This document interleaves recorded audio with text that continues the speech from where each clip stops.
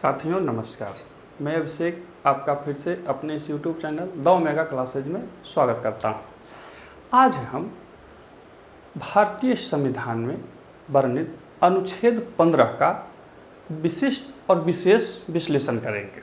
विशिष्ट इसलिए कि इस वीडियो में सिर्फ और सिर्फ मैं अनुच्छेद 15 का ही वर्णन करूँगा, और विशेष भी इसलिए कि इसमें समाहित उन सभी चीज़ों को आपके सामने प्रस्तुत करने का प्रयास करूँगा जो जरूरी हैं और साथ ही विभिन्न प्रकार के प्रतियोगी परीक्षाओं में पूछे जाते हैं। याद रखिए, ये परीक्षाओं में आपसे लिखित एक अंकीय या इंटरव्यू में बैठा करके भी पूछे जाते हैं या पूछे जा सकते हैं। सबसे बड़ी बात ये होती है या सबसे बड़ी चीज़ ये होती है कि जब आप किसी विषय वस्तु को पढ़ते हैं तो उस विषय वस्तु में निहित जो बातें होती हैं, विशेषताएं होती हैं, उसको आपको समझना पड़ेगा या समझनी पड़ती है। यदि आप नहीं समझ पाते तो फिर आपको समस्या हो सकती है।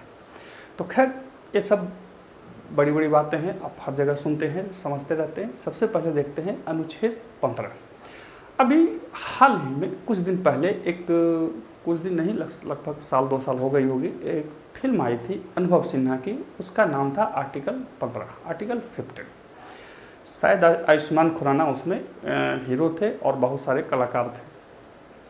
उसमें ये दिखाया गया है कि वर्तमान में भी भारत में किस तरह से हमारे यहाँ जातीय व्यवस्था जो है वो बहुत ही प्रगाढ़ अवस्था में। हालांकि वो एक फिल्म की बात है, वहाँ पे लिखने वालों ने, दिखलाने वालों ने बहुत ही अच्छी तरह से या कहिए कि फिल्मी नज़रिए से उस चीज़ को दिखलाया है। मैं इसका वर्णन सिर्फ इसलिए कर रहा हूँ कि आज भी हमारे समाज में इस आर्टिकल का बहुत ही ज़्यादा विशेष महत्व है, और ये महत्व कैसे है ये आगे आने वाले समय में मैं आपको बताते चलूँगा कि कैसे हमारे समाज में, हमारे देश में इससे संबंधित कितने विवाद और किस तरह की चीज़ें आते जाती हैं। तो सबसे पहले देखिए कि आर्टिकल 15 का हेडिंग क्या है, वो क्या कहता है।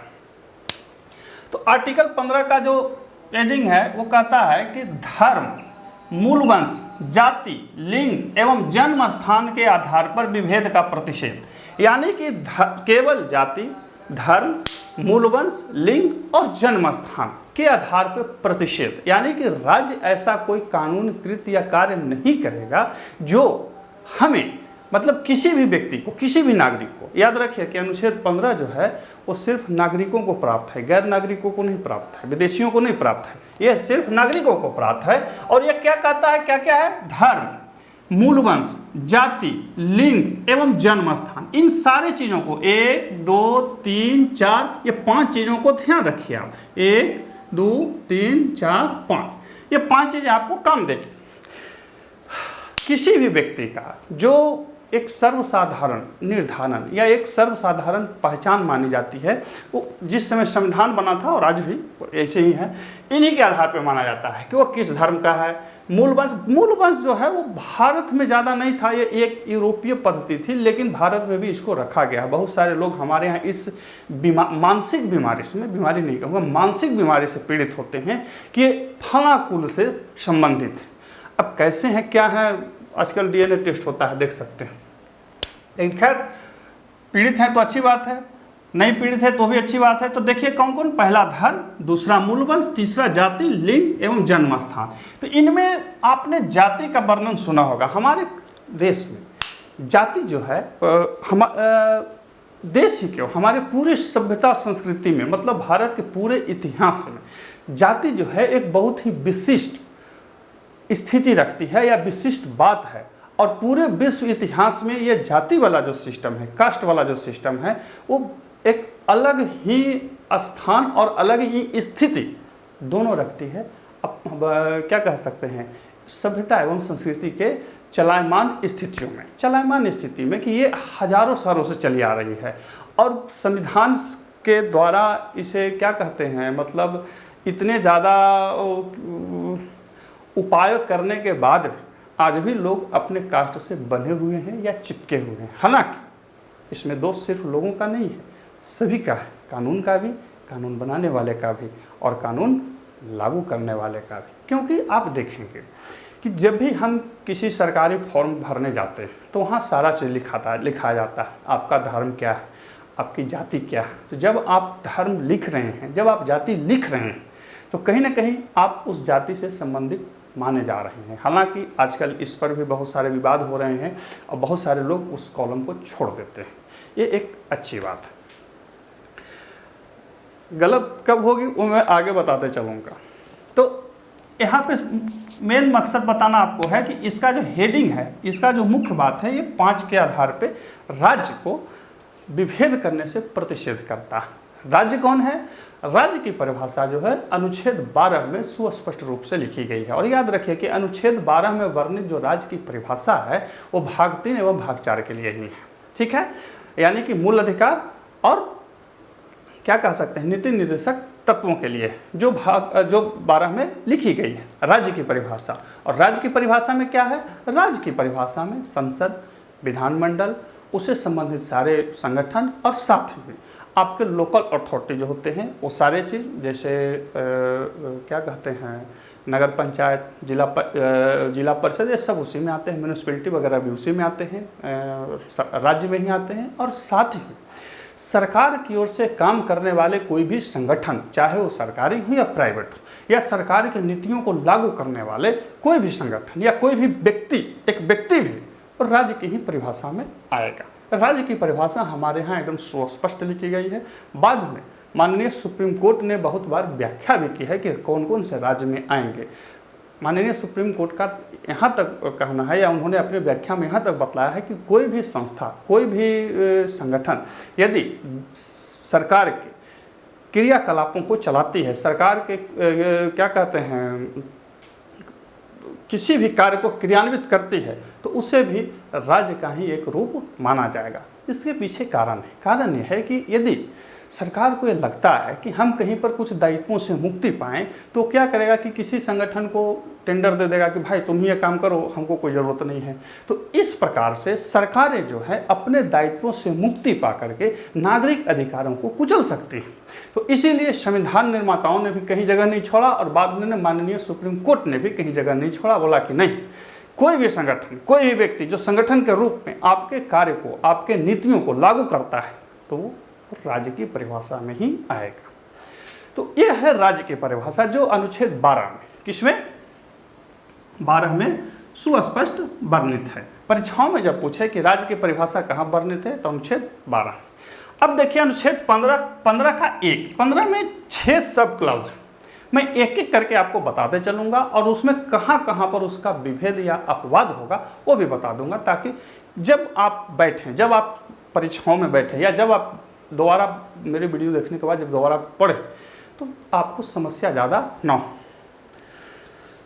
देखिए अनुच्छेद 15 का 1 क्या कहता है? राज्य किसी नागरिक के विरुद्ध केवल धर्म, मूल वंश, जाति, लिंग, जन्म स्थान या इनमें से किसी के आधार पर, किसी एक के आधार पर, किसी एक के आधार पर विभेद नहीं करेगा। कहने का तात्पर्य है कि राज्य इन 5 में से किसी के आधार पर आपके साथ कोई भेदभाव नहीं करेगा। यानी कि आप किसी भी खास कास्ट में जन्म लिए हों, किसी भी धर्म के हों, किसी मूल वंश के हों, किसी भी लिंग के हों, या कहीं भी आपका जन्म हुआ, इसके आधार पर विभेद नहीं करेगा। यहाँ पे मैंने 2 चीज़ें लिखी है। पहला क्या है? राज्य, और दूसरा क्या है?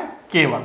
यानी कि ये जो विभेद है, यानी कि इस विभेद से जो आपको सुरक्षा प्राप्त है वो सिर्फ राज्य को प्राप्त है, या राज्य से आपको प्राप्त है, प्राइवेट संस्थाओं से आपको प्राप्त नहीं है। आप बड़े बड़े कंपनियों के पास से जाके नहीं कर सकते हैं कि हमें वही सेवा शर्तों के साथ अपने कार्य में रखिए, या आप उन कंपनियों पे माननीय सुप्रीम कोर्ट में जाके केस नहीं ठोक सकते हैं कि वो इस तरह के कृत्यों को नहीं कर रहे हैं जैसा भारत सरकार कर रही है। क्यों? क्योंकि यहाँ साफ साफ लिखा हुआ क्या चीज़? राज्य। यानी कि राज्य जो है वो नहीं कर सकती है इन 5 चीज़ के आधार पे विभेद। राज्य से अलग कोई संगठन है तो शायद कर सकती है। बात समझ रहे हैं? सिर्फ राज्य नहीं कर सकती है, इसलिए हमने इसको एक अलग रंग से लिख दिया है। और उसके अलावा यहाँ पे केवल लिखा हुआ है। केवल का मतलब यह सिर्फ 5 के आधार पर ही आपसे विभेद नहीं किया जा सकता है। यदि विभेदीकरण का स्तर इन 5 के अलावा है तो किया जा सकता है। अब कैसे होगा सो बता देता हूं। इसके लिए मैंने अपवाद में लिखा है। पहला है कि राज्य भाषा, निवास, शारीरिक या बौद्धिक क्षमता के आधार पर भेदभाव कर सकता है। यानी कि राज्य जो है वो इन 5 के अलावा कोई और मानक है तो उसके आधार पर आपके साथ भेदभाव कर सकता है। ये कैसे, इसको समझिए। हम सब पीसीएस या यूपीएससी का एग्ज़ाम देते हैं। राज्य ने कहा कि भाई हम एक ग्रेजुएट व्यक्ति, यानी कि जो इसने ग्रेजुएशन किया है, हम उसी को इस परीक्षा में बैठने का भागीदार बनाएंगे। तो आप ये केस नहीं कह सकते हैं कि अरे भाई देखिए मेरा तो उम्र पार कर गया, हम ग्रेजुएशन नहीं किए, हम परीक्षा देंगे। नहीं, राज्य वहाँ पर विभेद कर सकता है।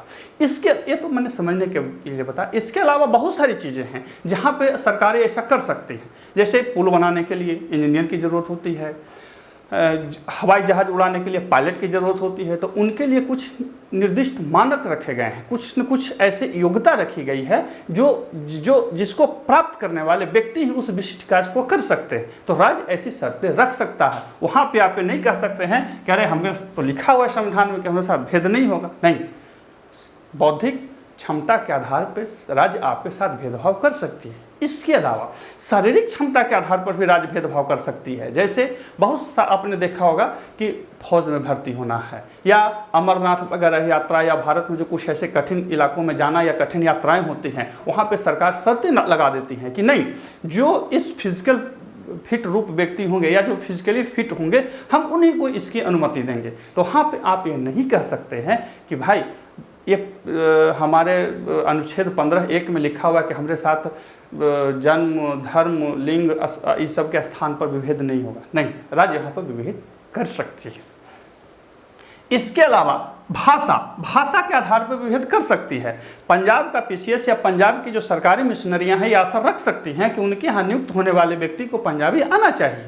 ठीक उसी प्रकार से बंगाल और केरला में नियुक्ति होने वाले जो लोग होंगे, उनसे वहाँ की सरकार ये आशा कर सकती है कि उन्हें वहाँ की लोकल लैंग्वेज आनी चाहिए। आप इस आधार पे कोर्ट में नहीं जा सकते हैं कि हमें वो भाषा नहीं आते हैं फिर भी हमें वो परीक्षा दिया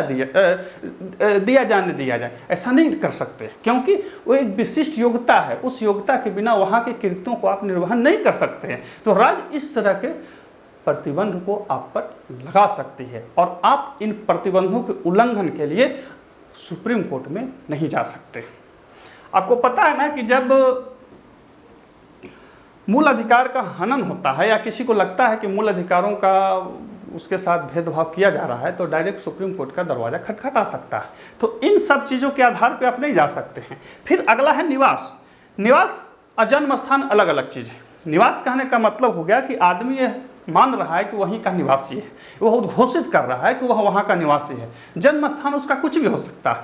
मान के चलिए कि कोई व्यक्ति बिहार में जन्मा और दिल्ली में जाके बस गया, तो वो दिल्ली का निवासी है, बिहार का निवासी नहीं है। ठीक है, उसका जन्म बिहार में हुआ, वो निवासी नहीं है। ठीक इसी प्रकार से कोई व्यक्ति कहीं जन्मा है लेकिन वो निवासी किसी अन्य राज्य का है, तो राज्य निवास के आधार पर भेदभाव कर सकता है। राज्य राशन कार्ड बनवाने में, राज्य बिजली दर निर्धारित करने में, राज्य जमीन खरीदने में, राज्य अन्य किसी और मामले में ये आशा रख सकता है कि हम अपने ही निवासियों को कुछ विशेष छूट दे देंगे। जैसा आप विभिन्न राज्यों में देखते होंगे कि उन्होंने अपने निवासियों को सरकारी नौकरियों में या राशन कार्ड वगैरह चीज़ों में या अन्य बीपीएल जो संसाधन बांटे जाते हैं उनमें योग्यता रखता है कि हम उसी को देंगे जो राज्य के निवासी हैं, जन्म स्थान के आधार पर नहीं।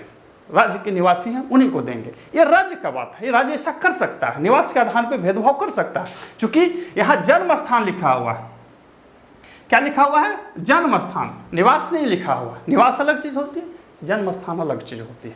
जन्म स्थान का मतलब व्यक्ति जहाँ जन्म लिया, निवास का मतलब जहाँ व्यक्ति रहने की इच्छा रखता है और वो राज्य के नियम कानूनों प्रतिबंधों के अधीन वो रह रहा है, उसे निवास स्थान बोला जाता है। और यहाँ पे वो आगे भी रहने की इच्छा व्यक्त करता है।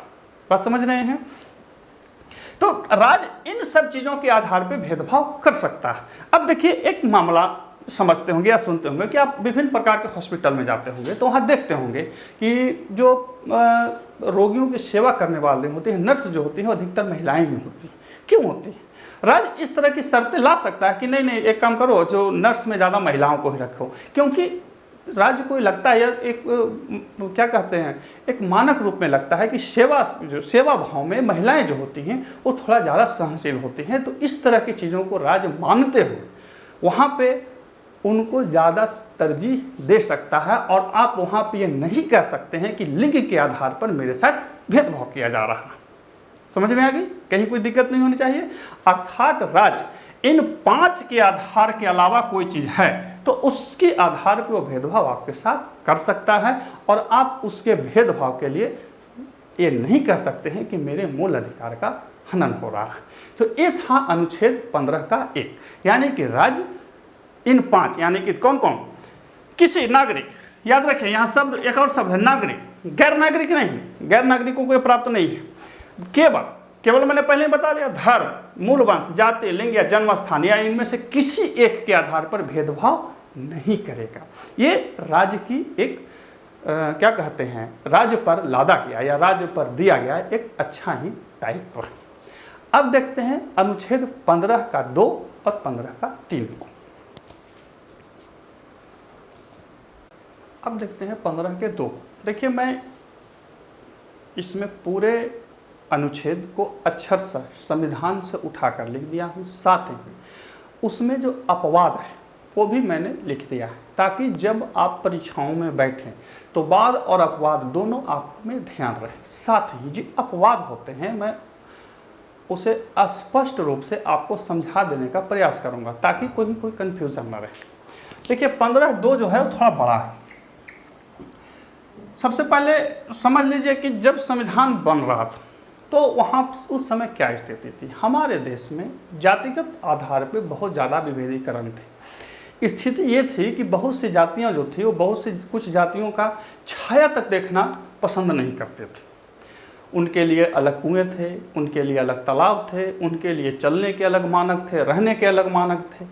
अब ये सब चीज़ें कितनी निकृष्टता वाली थी, इसे तो आज सोच के भी मतलब अद्भुत सा लगता है। लेकिन खैर संविधान निर्माताओं ने इस पर ध्यान दिया और अपने शब्दों से और अपने कानूनों से इन सब चीज़ों को प्रतिबंधित किया। याद रखिए, इन सब चीज़ों को पूर्णतः प्रतिबंधित किया, लेकिन वो प्रतिबंध जो था वो क्या कहते हैं अति नहीं था। कहीं ना कहीं उसमें सकारात्मक भेदभाव भी अपनाया गया, लेकिन वो भेदभाव सकारात्मक थे, नकारात्मक नहीं। अब वो सकारात्मक कैसे थे मैं बता देता हूँ। सबसे पहले 15(2) को समझ लेते हैं। 15(2) क्या कहता है?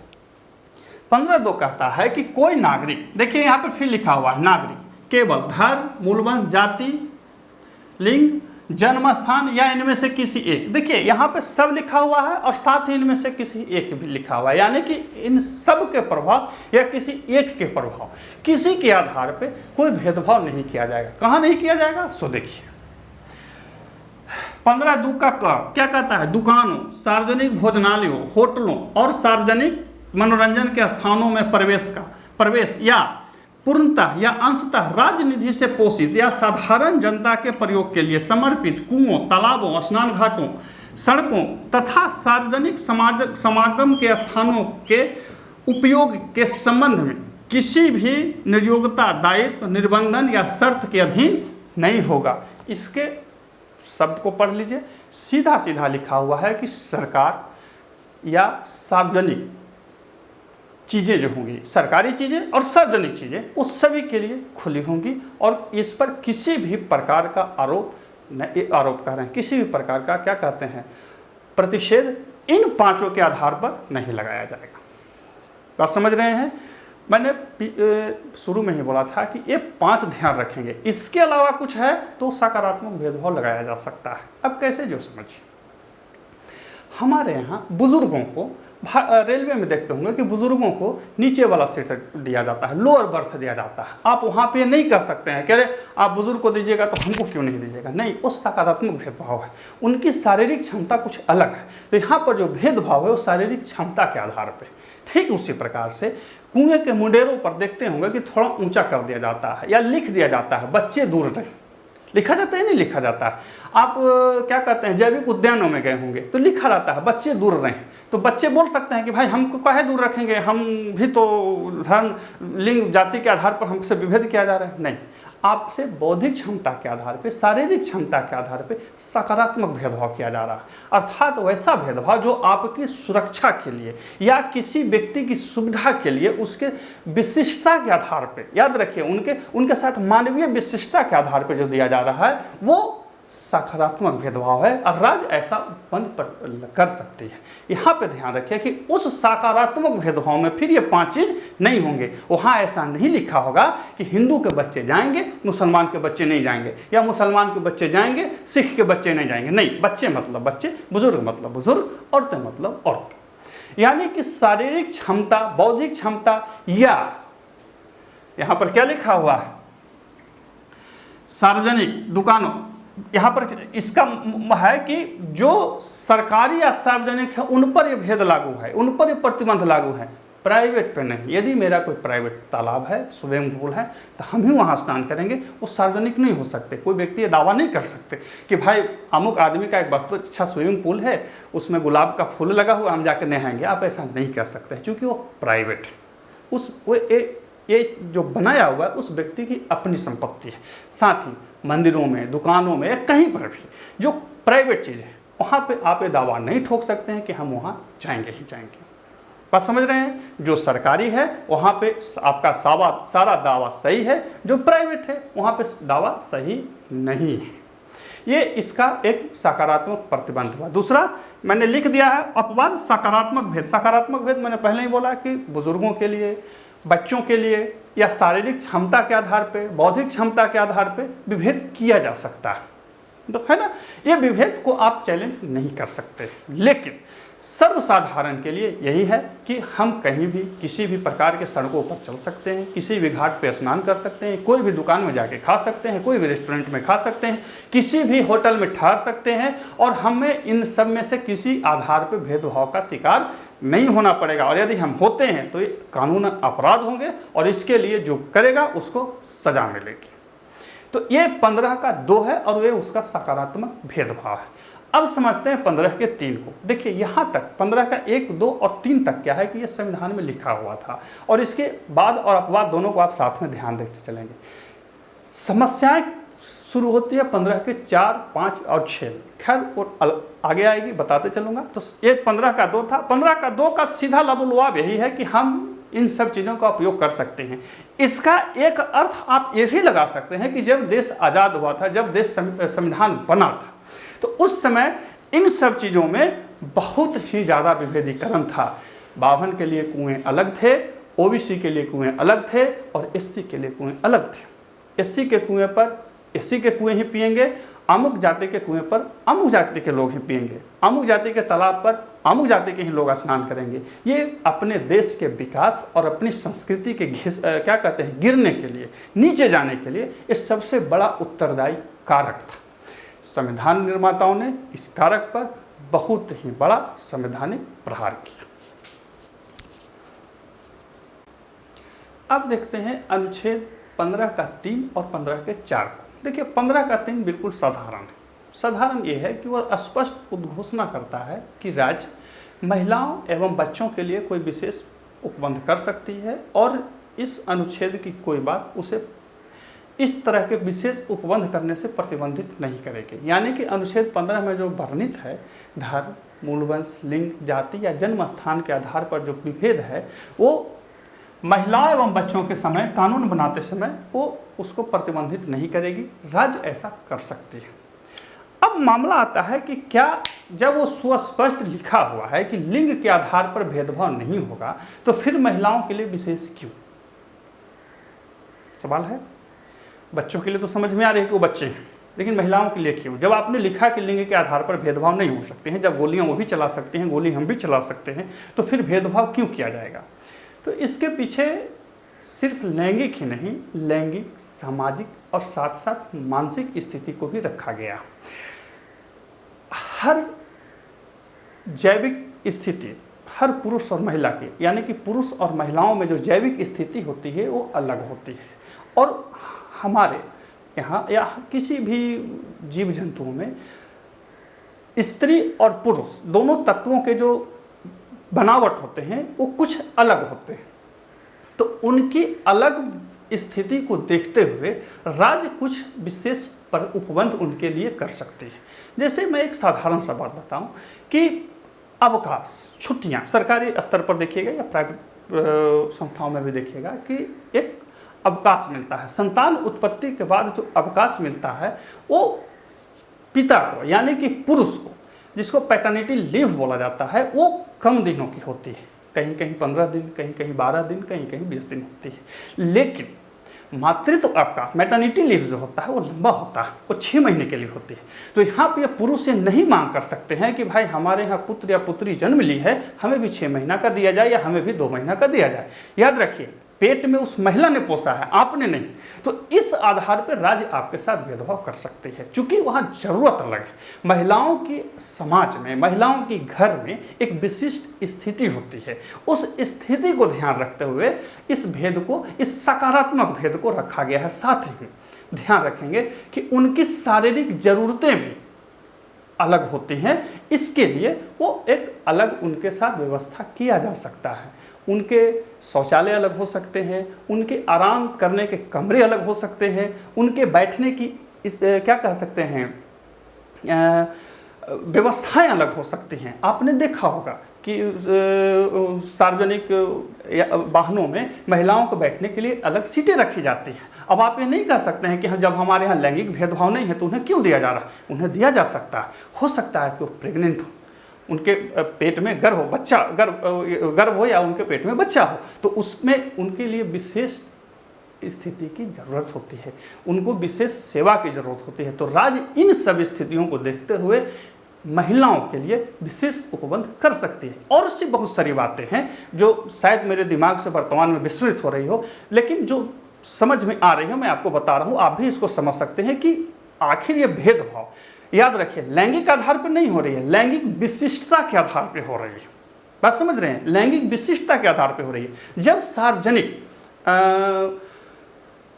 चीज़ें की जाती हैं तो वहाँ पर भेदभाव नहीं होती है, लेकिन जब वो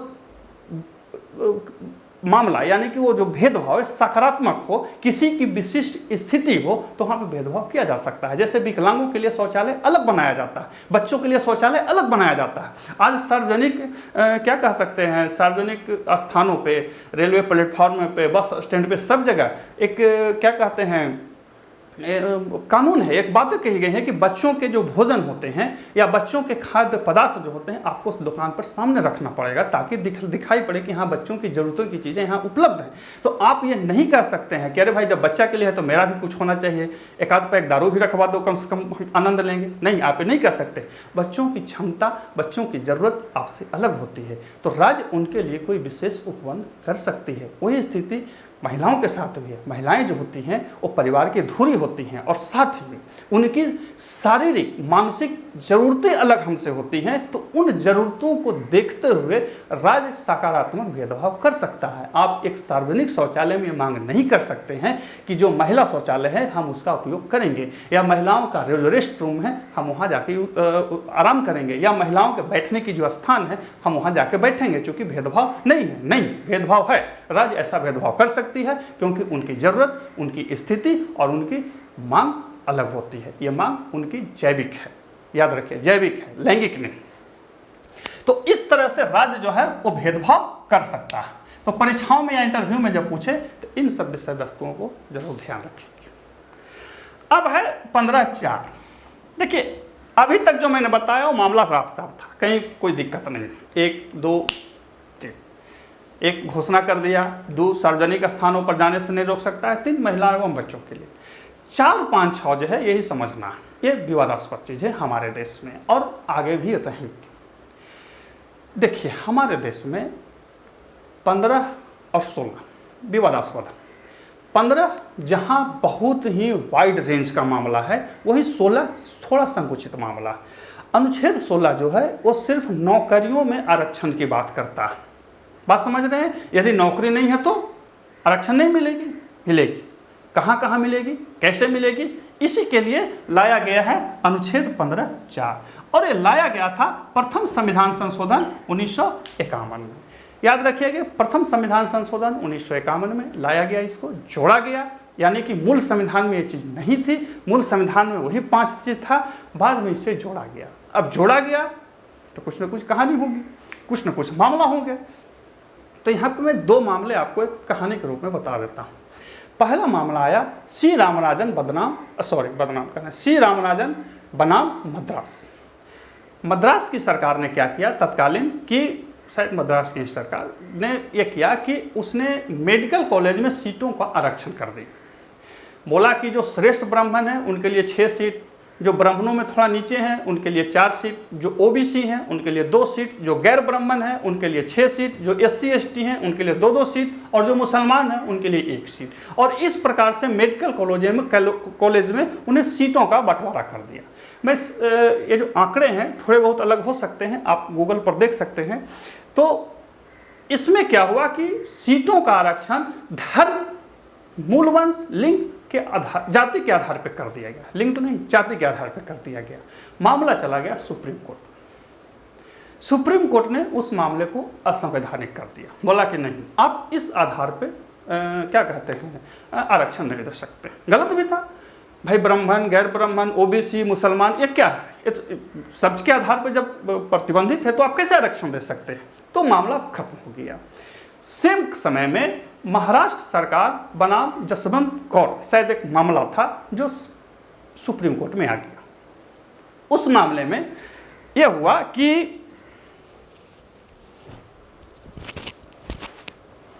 तत्कालीन जो महाराष्ट्र की सरकार थी उसने कुछ जमीन एक्वायर किया, उसने जमीन कुछ खरीदा और खरीद करके उसने SC समुदाय को दान दे दिया बैठने के लिए, रहने के लिए। यानी कि जो अनुसूचित जाति के लोग थे उनके बसने के लिए कुछ ज़मीन को सरकार ने खरीद करके उनको दे दिया। बोला कि आप यहीं पर आराम से इज्जत से बसिए और फिर अपना दैनिक क्रियाकलापों को कीजिए। लोग चले गए सुप्रीम कोर्ट में। सुप्रीम कोर्ट में उन्होंने कहा कि यह 15 का उल्लंघन है। 15 जब यह कह रहा है कि आप किसी भी व्यक्ति के साथ केवल जाति, धर्म, लिंग के आधार पर भेद नहीं कर सकते हैं, तो ये भेदभाव क्यों की जा रहे हैं। जब SC समुदाय को दिया जा सकता है तो OBC और ब्राह्मणों को क्यों नहीं दिया जाएगा। मामला सुप्रीम कोर्ट में गया। सुप्रीम कोर्ट ने मामले को देखा तो उसने सहानुभूति तो जताई कि हाँ, चूंकि SC समुदाय है, इनकी स्थिति गिरी हुई है, इनके पास कुछ अपना नहीं है, इनको सरकारी मदद होनी चाहिए। लेकिन कहीं ये उपबंध था ही नहीं कि किस आधार पर कोर्ट जो था उसे संवैधानिक कह सकता था। तो सहानुभूति होते हुए भी कोर्ट ने उसे असंवैधानिक कह दिया। अब जो सरकारें थी उनके सामने समस्या आ गई कि भाई आखिर हम कैसे किसी की मदद कर सकें, कैसे किसी तबके को हम क्या कह सकते हैं, अनुदान या कोई अन्य चीज़ें हम उनको प्रदान कर सके जिससे वो सबल हो जाए। तब इन्हीं सब परिप्रेक्ष्यों में लाया गया 15/4। तो ये थी 15/4 लाने की कहानी। हालांकि यहाँ पे मैंने सिर्फ 2 मामले लिखे हैं जो मैंने सुने और पढ़े थे। बहुत से ऐसे मामले थे जहाँ पे ये सब चीज़ें आने लगी। सरकारों के पास अपनी नीतियों को या गरीबों, वंचितों को उत्थान के लिए नियम और कानून बनाने में व्यवहारिक समस्याएं आने लगी। क्योंकि जब भी कोई उठाता था मामला कोर्ट में चला जाता था। कोर्ट में 5 चीज़ प्रतिबंध है, 5 के आधार पर कोर्ट उसे असंवैधानिक कर देती थी। हालांकि कोर्ट सहानुभूति रख रही थी, लेकिन जब मामला था ही नहीं तो कैसे कर सकती थी। तब प्रथम लाया गया और कहा गया कि इस अनुच्छेद की या अनुच्छेद 29(2) का कोई भी खंड, दोनों चीज लिख दिया गया, 29(2) का भी और क्या कहते हैं 15 का भी, कोई भी खंड सरकार को, यहाँ पे मैंने दोनों चीज लिख दिया है, आप अपना देखिएगा। यहाँ पे मैं शब्द जो बोल रहा हूँ उसको जरूर ध्यान रखेंगे कि कोई भी बात राज्य को सामाजिक और शैक्षिक दृष्टि से पिछड़े हुए नागरिकों के किन्हीं वर्गों की उन्नति के लिए या SC ST जनजाति के लिए विशेष उपबंध से निवारित नहीं करेगी। यहाँ पे ध्यान देखिए, पहला क्या है, सामाजिक शैक्षिक और विशेष उपबंध, ये 2 चीज को समझना है। आपके मन में सवाल उठ सकता है कि जब हमारे यहाँ विभेद जातीय थी तो सामाजिक और शैक्षिक क्यों रखा गया और दूसरा विशेष क्यों रखा गया। तो इसके पीछे कारण यह है कि एक मामला आया था स्टेट ऑफ मैसूर के विरुद्ध, उसमें ये चीज़ आया, भाव आया था। तो सरकारों ने इसको दूर करने के लिए एक उपाय रखा। हालांकि देखिए जो मैं बोल रहा हूँ ये आरक्षण के तहत मामला आता है और आरक्षण के लिए हमने अलग वीडियो बनाया है। वहाँ पे विभिन्न जो वाद आए थे उसको एक जगह करके समझाने का प्रयास किया है कि कैसे मामला आया था। तो यहाँ उस चीज़ को छोड़ते हुए सीधा देखते हैं कि आखिर ये चीज़ है क्या। सामाजिक शैक्षिक और विशेष उपबंध। सामाजिक शैक्षिक इसलिए रखा गया कि हमारे देश में सिर्फ हिंदू ही नहीं रहते हैं। यदि यहाँ पे जाति लिख दिया जाता, क्या लिख जाता? जाति। तो जाति तो सिर्फ हिंदुओं की विशेषता है, जैनी में तो है नहीं, सिखों में तो है नहीं, ईसाइयों में है नहीं, मुसलमानों में है नहीं, तो फिर वो बेचारे तो सीधे बाहर हो जाते हैं। यानी कि समाज का एक वर्ग जो था वो सीधा बाहर हो जाता इस कानून से, 15 के 4 से। यदि यहाँ पे जाति लिख दिया जाता तो इंटरव्यू में आपसे पूछ सकता है कि यहाँ पे जाति क्यों नहीं लिखा गया। तो एक बहुत बड़ा कारण था जाति लिखने का, चूंकि जाति सिर्फ हिंदुओं की विशेषता थी, न कि अन्य धर्मों की। तो अन्य धर्म में जो उस तरह के लोग होंगे जो सामाजिक और शैक्षिक रूप से पिछड़े होंगे, उनको हम कैसे लेंगे? तो इसके लिए शब्द रखा गया सामाजिक शैक्षिक पिछड़ा। और दूसरा शब्द है विशेष उपबंध। विशेष उपबंध का मतलब सिर्फ आरक्षण नहीं, हम कुछ भी उपबंध कर सकते हैं। जैसे मैंने देखिए कुछ लिखा है, क्या क्या? विधानमंडल में आरक्षण, शुल्क में विशेष छूट, या अन्य कोई बात। अन्य कोई बात मतलब परीक्षाओं में जब जाते हैं तो SC ST के लोगों को यात्रा पास दिया जा सकता है, या परीक्षाओं में OBC और SC ST के जो समुदाय के बच्चे होते हैं उन्हें उम्रों में छूट दी जा सकती है। ये सब उसी में आते हैं, ये सब 15 के 4 में ही आते हैं। इसके अलावा अन्य कोई और उपबंध जो इन्हें प्रदान की जाएगी वो सब 15-4 में ही आएगी। देखिए मेनली 15 में 15-4 को ही समझना होता है, बाकी सब जो है वो साफ साफ स्पष्ट लिखे हुए हैं। यहाँ पे दो चीज़, सामाजिक शैक्षिक और विशेष उपबंध।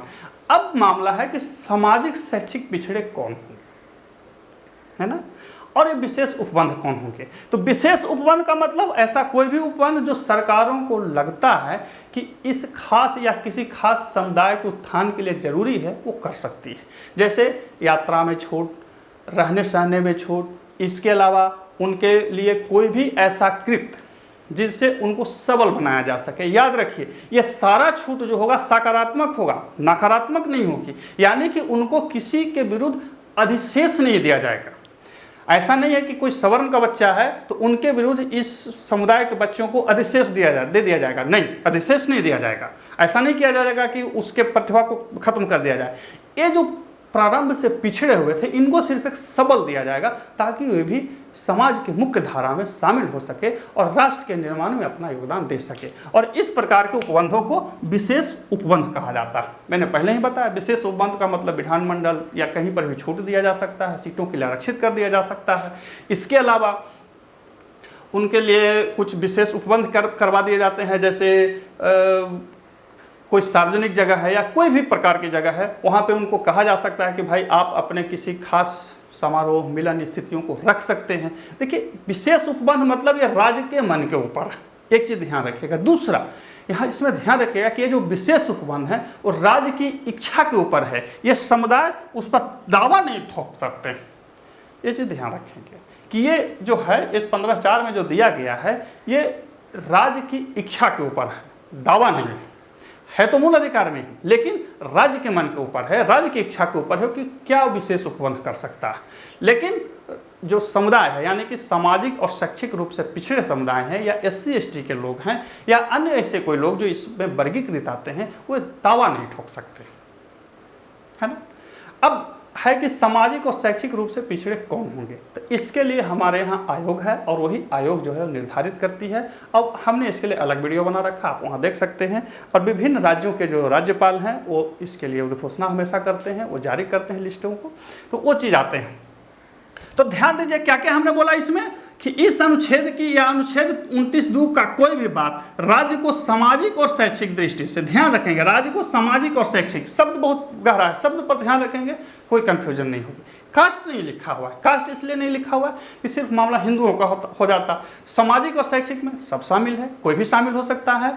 उनके लिए सरकारें जो हैं विशेष उपबंध कर सकती हैं। विशेष उपबंध का मतलब कोई भी उपबंध, कोई प्रतिबंध नहीं है कि वो क्या उपबंध करेगी, कोई भी विशेष उपबंध कर सकती है। सीटों को आरक्षित कर सकती है, आने जाने की सुविधाएं प्रदान कर सकती है, या अन्य कोई प्रोग्राम चला सकती है। जैसे सुने होंगे SC के उत्थान के लिए, ST के उत्थान के लिए, OBC के उत्थान के लिए सरकार जो है अंत्योदय, अन्नपूर्णा, इस तरह के कार्यक्रम को लाती है। और ये सारे कार्यक्रम इसी अनुच्छेद 15(4) के तहत आते हैं।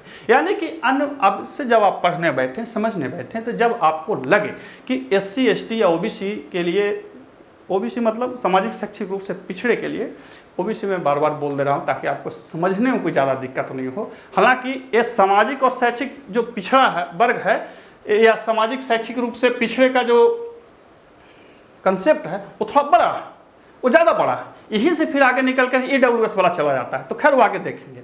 यहाँ पे इस चीज़ को ध्यान रखेंगे, इस तरह के कोई भी कृत्य सरकार कर सकती है और ये सरकार के विवेकाधीन के अंतर्गत है कि वो इन कामों को कब और कैसे करेगी, और जब वो करेगी तो आप दावा नहीं ठोक सकते हैं। और ये कहाँ है? 15/4 में। तो 15/4 की कहानी हमने बता दिया, कहाँ से आया, कब जोड़ा गया, किस लिए जोड़ा गया और इसके जोड़ने से क्या फ़ायदा है। आप देख ही रहे हैं कि सरकारें जो हैं वो सबल हुई और सामाजिक रूप से जो वंचित वर्ग था उनके उत्थान के लिए तरह तरह के अपने सरकारी कार्यक्रमों को ला रही है, लागू कर रही है। अब देखते हैं अनुच्छेद 15 का 5 और 15 के 6।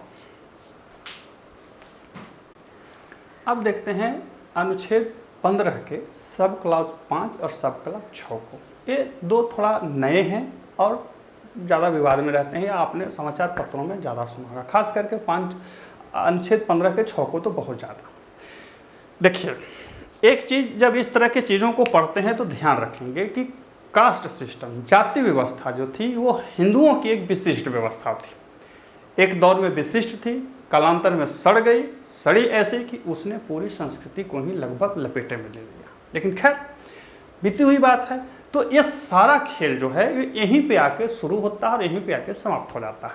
एक दौर था जब सरकारी अनुदान सिर्फ उच्च जातियों को मिलती थी, तो हर जाति अपने आप को उच्च सिद्ध करने में लगी रहती थी। लेकिन अब चूंकि सरकारी सुविधाएं उन्हें मिलेगी जो वंचित होंगी, तो आज हर जातियां जो हैं वो अपने आप को वंचित करने की ओर अग्रसर हो गई हैं या अपने आप को वंचित बनाने में सिद्ध कर रही हैं। हालांकि ये मामला राजनीतिक है, मैं इस पर कोई ज़्यादा टीका टिप्पणी नहीं करूंगा, लेकिन आप इस नज़रिए से देख सकते हैं। आप इतिहास के मानक पुस्तकों में ये पढ़ सकते हैं। ये आपकी इच्छा के ऊपर है। सबसे पहले देखते हैं अनुच्छेद 15 के 5। 15 के 5 क्या कहता है? ये शब्द हैं संविधान के। मैं इसको संक्षेप में बता दूं कि 15 का 5 जो है वो 93वें संविधान संशोधन 2005 के तहत इसको जोड़ा गया। 93 2005 परीक्षाओं में पूछता है, इसको ध्यान रखेंगे। 93वां संविधान संशोधन के तहत 2005 में अनुच्छेद 15 के 5 को जोड़ा गया, जो साफ साफ कहता है कि अल्पसंख्यक वर्गों के लिए चलाए जाने वाले शैक्षणिक संस्थाओं को छोड़ करके किसी भी प्रकार के शैक्षणिक संस्था, चाहे वो सरकारी हो या गैर सरकारी हो, यानी कि निजी हो या सरकारी, कोई भी किसी भी प्रकार के संस्थाओं में SC, ST और OBC के लिए विशेष प्रावधान सरकार कर सकती है और आप उसको करने से ऐसा नहीं रोक सकते। तो ये 15 का 5 है। परीक्षाओं में जब पूछ ले आपसे कि किस अनुच्छेद के तहत SC, ST या सामाजिक रूप से पिछड़े लोगों के लिए शैक्षणिक संस्थाओं में विशेष प्रतिबंध सरकार कर सकती है, तो अनुच्छेद 15 का 5 कब जोड़ा गया? 2005 में। किस संविधान संशोधन के तहत? तो 93वां संविधान संशोधन के तहत, 93 संविधान संशोधन के तहत। ये क्यों जोड़ा गया? इसके पीछे कारण था कि उदारवाद के बाद, यानी कि जब हमारे यहाँ आर्थिक उदारीकरण लाया गया तो हमारे देश में निजी संस्थाएं जो थी धड़ाधड़ खुलने लगी। जब निजी संस्थाएं धड़ाधड़ खुलने लगी तो वहाँ पे सिर्फ बड़े लोगों के बच्चे ही पढ़ पा रहे थे, या जो उच्च क्या कहते हैं आर्थिक स्थिति के लोग थे उनके बच्चे पढ़ रहे थे। ये सामाजिक शैक्षिक रूप से जो पिछड़े वर्ग के बच्चे थे वो कहीं ना कहीं वहाँ हतोत्साहित हो रहे थे। तो सरकार ने उस पर सुधार करने के लिए और समाज में क्या कहते हैं विभेदीकरण न बढ़े या समाज में इस तरह की चीज़ें न हो कि कोई एक वर्ग पीछे रह जाए, इस तरह के उपबंध किए और कहा कि सरकार ऐसा प्रयास कर सकती है या सरकार ऐसा प्रावधान कर सकती है कि निजी संस्थाओं में भी शैक्षणिक निजी संस्थाएं जो शैक्षिक रूप से चलती हैं वहाँ भी इनके लिए कोई विशेष प्रावधान किया जा सकता है। सीटों को रिजर्व किया जा सकता है, क्या कहते हैं फीस में छूट दी जा सकती है, इस तरह के कृत्य किए जा सकते हैं। आपने देखा होगा कि उसके बाद हर जगह में सीटों के लिए कुछ न कुछ इन वर्गों के लिए सीटों को रखा जाता है। आपने एक फिल्म देखी होगी इरफान खान की, उसमें शायद हिंदी मीडियम या इंग्लिश मीडियम, शायद इंग्लिश मीडियम, उसमें वो जो सीट खरीदने की बात हो रही थी कि वो अपने बच्चे को किस कोटे से एडमिशन कराएंगे, तो वही जो कोटा था वो इसी वर्ग के लिए रखा गया था। ठीक है ना। ये अलग बात है कि वहाँ क्या क्या छल कपट होता है मुझे नहीं पता, लेकिन ये जो सीटें हैं हर एक उच्च संस्थाओं में, चाहे वो निजी हो या सरकार के अनुदान से किसी भी प्रकार के, याद रखें परीक्षाओं में जब पूछे तो किसी भी प्रकार के, लेकिन अपवाद क्या होगा 30(1) के तहत अल्पसंख्यक शैक्षणिक संस्था, यानी कि वैसी संस्था जो अनुच्छेद 30(1) के तहत सिर्फ और सिर्फ अल्पसंख्यकों के लिए है, वहाँ पे आप ओबीसी SC ST के लोग ये दावा नहीं कर सकते हैं कि हमें वहाँ भी इसी 15(5) के तहत विशेष प्रावधान के तहत छूट दिया जाए और वहाँ हमें एडमिशन दिया जाए, वहाँ नहीं कर सकते। इसके पीछे कारण है कि हमारे यहाँ अल्पसंख्यकों को एक विशिष्ट स्थान दिया गया है, उनकी अपनी भाषा लिपि को सुरक्षित रखने के लिए कहा गया है कि आप अपनी कोई संस्था चला सकते हैं जो शैक्षिक होगी। यदि इस तरह से कोई पूछ दे आपसे कि छूट दे दिया जाएगा तो क्या हो जाएगा, पूछ सकता है कि अरे भाई 30(1) में जो है हम छूट दे देते हैं, भाई वहाँ हमारे समाज के भी कुछ गरीब बच्चे हैं उसको पढ़ाइए, तो क्या होगा, स्थिति होगी कि उनकी अपनी जो शैक्षिक स्थिति हो प्रभावित होने लगेगी, बहुसंख्यक का दबाव उस अल्पसंख्यक समुदाय पर पड़ जाएगा। ध्यान रखिए, यह जो समस्या हमारे यहाँ है ये हमारे धर्म यानी कि हिंदू धर्म की विशेषता या विशिष्टता है, उस धर्म की नहीं जो अल्पसंख्यक में बना हुआ, समझ रहे हैं। तो ऐसा ना हो कि बहुसंख्यक के बहाव में अल्पसंख्यक बह जाएं, इसके लिए इसमें प्रतिबंध रखा गया है कि 30(1) के तहत जो अल्पसंख्यक संस्थाएं गठित हैं वहाँ पे अनुच्छेद 15 का 5 प्रभावी नहीं होगा। ध्यान रखिए, अनुच्छेद 15 का 5 सामाजिक और शैक्षिक रूप से पिछड़े वर्गों SC ST के वर्गों के प्रवेश या किसी अन्य उपबंधों से संबंधित है, और यह शैक्षणिक संस्था कोई भी हो सकते हैं, सरकारी, प्राइवेट, अर्ध सरकारी, निजी, किसी भी प्रकार के 40 संस्थाएं हो सकती हैं जो देश में चल रहे हैं। क्लियर है। अब है 15 का 6। देखिए 15 का 6 विवादास्पद है, इस पर मैं कम टिप्पणी करूंगा क्योंकि मामला सुप्रीम कोर्ट में है, सुप्रीम कोर्ट इसे देख रही है, लेकिन आइए अब इसको देख लेते हैं परीक्षोपयोग दृष्टि से थोड़ा सा समझने के लिए। जब देश में सभी लोग आरक्षण की मांग करने लगे, आपने सुना होगा कुछ साल पहले मराठा लोग भी सड़कों के किनारे बैठ गए कि हमें भी आरक्षण चाहिए, और महाराष्ट्र की सरकार ने उसे 16% आरक्षण दे दिया। ठीक उसी प्रकार से जाट जो हैं वो हरियाणा में बैठ गए कि हमें भी आरक्षण चाहिए। अब ये वो वर्ग हैं जो एक समय मध्यस्थ वर्ग थे, भूपति वर्ग थे, अब चूंकि इनकी आर्थिक स्थिति दुर्बल हो गई तो अब ये आरक्षण की मांग करने लगे। मैंने शुरू में ही बोला कि भारत में जब सरकारी संरक्षण सिर्फ सरकारी मतलब राजकीय संरक्षण सिर्फ उच्च जातियों को प्राप्त था, तो हर जाति अपने आप को उच्च करने में उच्च सिद्ध करने में लगी हुई थी। लेकिन जब अब आरक्षण विशिष्ट जातियों को या कमजोर जातियों को मिलती है या कमजोर वर्गों को मिलती है, तो सब अपने आप को कमजोरी सिद्ध करने में लगे हुए। तो खैर यहाँ पे मामला समस्याग्रस्त हो गई। सरकारों को क्या है, दोनों तरफ देखना होता है, एक तरफ उन्हें सरकार चलानी होती है, दूसरा उन्हें अपनी सत्ता भी बचानी होती है। कोर्ट क्या होता है, कोर्ट सिर्फ न्याय के आधार पर मामलों को देखता है या लिखित संविधान कानून के आधार पर मामलों को देखता है। तो इन सब को देखते हुए, हालांकि ध्यान रखिए यहाँ पे आर्थिक रूप से जो कमजोर वर्ग हैं वो हमारे देश में हैं। आप कोई व्यक्ति जो आरक्षण का विरोधी और समर्थन, उससे मतलब नहीं है, इस बात से आंख नहीं मूंद सकता है कि जिन्हें आज सवर्ण कहा जाता है उनमें भी एक तबका ऐसा है जो एक एक टाइम के या एक एक क्या कहते हैं दिन के खाने के लिए उसके यहाँ स्ट्रगल करनी पड़ रही है। यदि उसे संरक्षण फिर नहीं दिया जाएगा तो फिर स्थिति खराब हो जाएगी, और स्थिति इतनी खराब हो जाएगी कि ये फिर एक तरह से राज्य द्वारा संरक्षित क्या कह सकते हैं दुराभाव भी कहा जा सकता, और भी शब्द हो सकता था, लेकिन खैर उतना बोलने का मतलब नहीं है।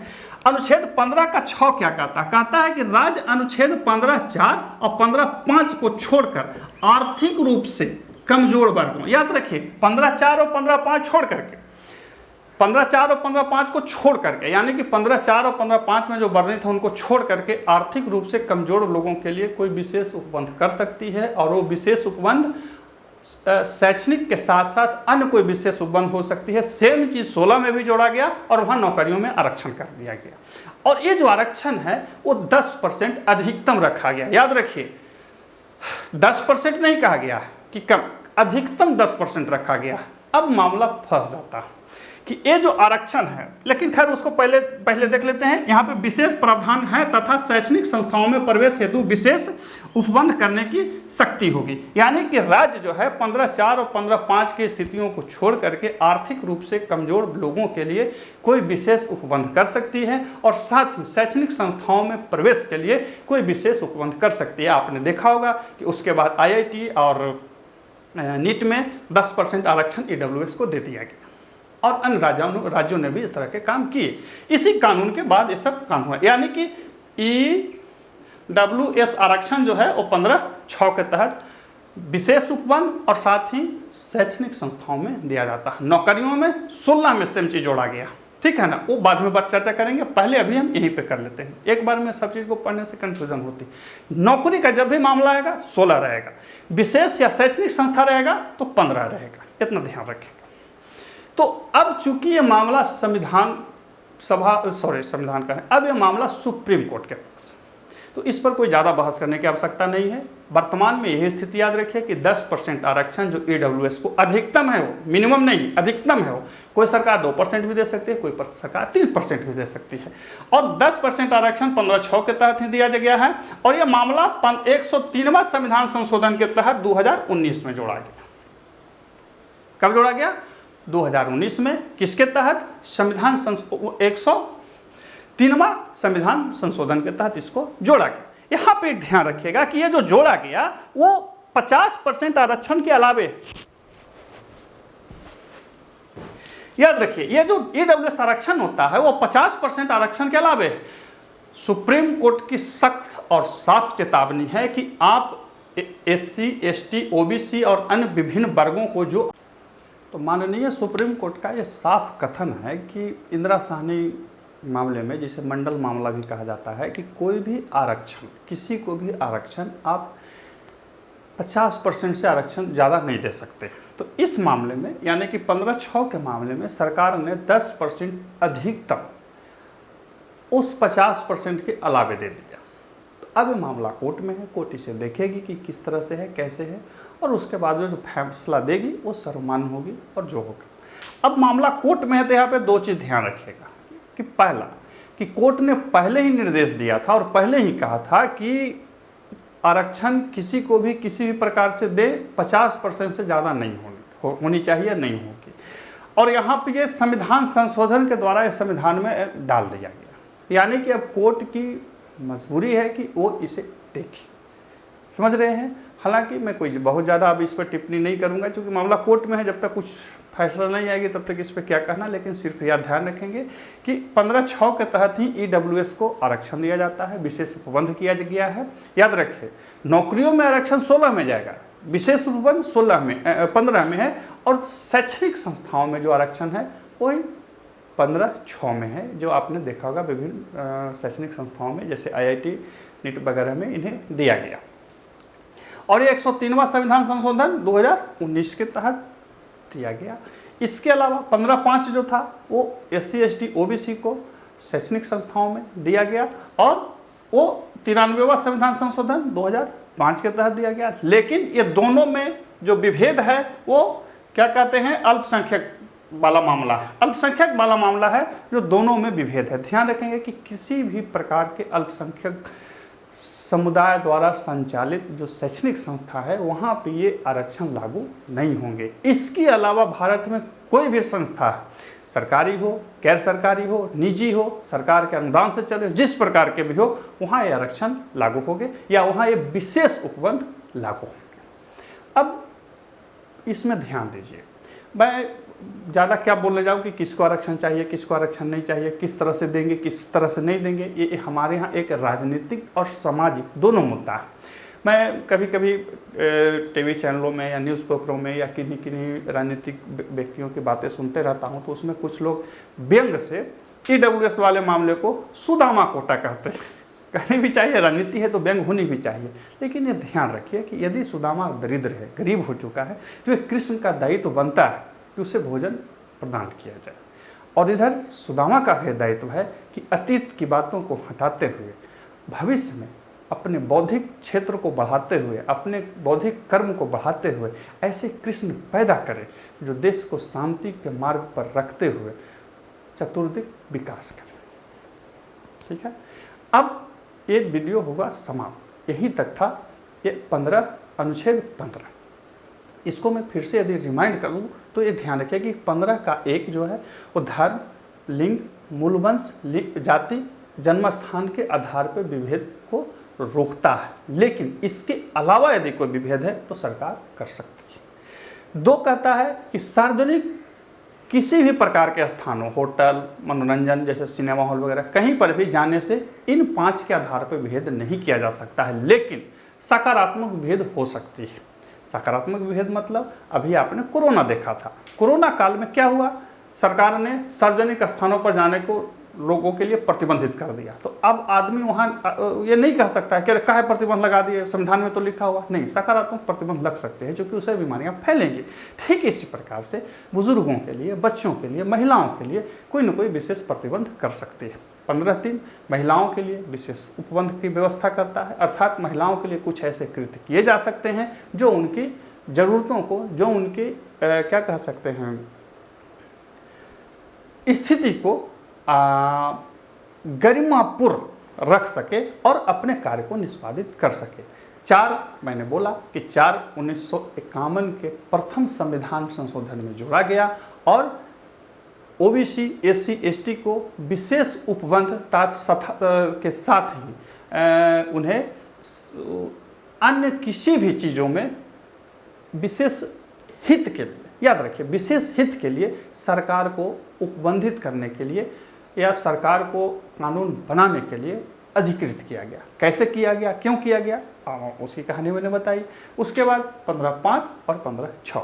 तो इस प्रकार से था हमारे यहाँ संविधान में अनुच्छेद 15। आशा है कि ज़रूर आपको अच्छा लगेगी तो लाइक कीजिए, कमेंट कीजिए, शेयर कीजिए। फिर मिलते हैं अगले वीडियो में, तब तक के लिए नमस्कार।